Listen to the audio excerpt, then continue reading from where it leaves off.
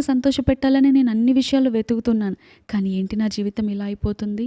ఎటు చూసినా పరీక్ష, ఎటు చూసినా దుఃఖం, ఎటు చూసినా అగ్ని లాంటి పరీక్షలు, ఎటు చూసినా వేదన, ఎటు చూసినా మూయబడిన ద్వారాలు అని బాధపడుతున్నారా? ఎంత నీతిగా బ్రతికినా, ఎంత ప్రార్థించినా, ఎంతగా దేవుని సన్నిధిలో ఉపవాసం ఉండి కన్నీరు కార్చి గోజాడి అంగలార్చినా కూడా పరిష్కారం దొరకడం లేదని బాధపడుతున్నారా? అయితే చింతించవద్దు. మన దేవుడు విడిచిపెట్టే దేవుడు కాదు. మన దేవుడు మరిచిపోయే దేవుడు కాదు. మన దేవుడు అంగలార్పును నాట్యముగా మార్చే దేవుడని ఆయన వాక్యం సెలవిస్తుంది. ఈరోజు మీ జీవితంలో ఉన్నటువంటి సమస్య, ఆ దుఃఖము ఏదైనప్పటికీ ఆయన దాన్ని సమాధి చేసి సాక్ష్యంగా మార్చుటకు సమర్థుడై ఉన్నాడు. ఈరోజు నాకే ఏంటి ఈ బాధ అని ఒకవేళ మీరు బాధపడుతున్నట్లయితే, మీకు వచ్చిన ప్రతి సమస్యలో, మీ దుఃఖములో మరుగుగా ఉన్న ఉన్నతమైన ఆశీర్వాదాలు ఉన్నాయి. ప్రతి అవమానమును ఆశీర్వాదంగా మలచే దేవుడు, ప్రతి నిందను పూదండగా మార్చే దేవుడు, ప్రతి కీడు వెనక మేలును పంపించే దేవుడు. అంత మాత్రమే కాదు, ప్రతి సమస్య తర్వాత గొప్ప సాక్ష్యం. హల్లెలూయా. ఈరోజు మీరు అనుభవిస్తున్నటువంటి సమస్యను దేవుడు సాక్ష్యంగా మార్చుటకు సర్వశక్తిమంతుడు.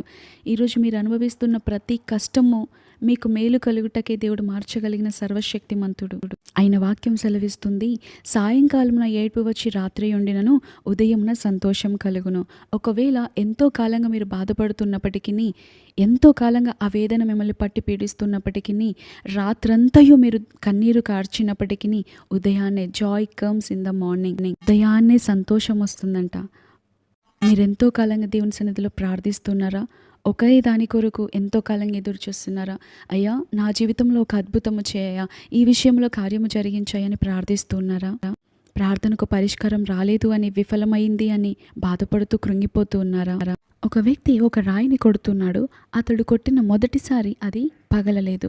రెండోసారి కొట్టాడు, ఏమీ జరగలేదు. మూడోసారి కొట్టాడు, అసలు ఏ మార్పు లేదు. నాలుగోసారి కొట్టాడు, ఇంత చలనం కూడా లేదు. ఐదోసారి కొట్టాడు, ఇంత కదలిక కూడా లేదు. ఆరోసారి, ఏడోసారి, 10ఓసారి, 20ఓసారి, 30ఓసారి, 40ఓసారి, 90ఓసారి, 99వ కూడా కొట్టాడు.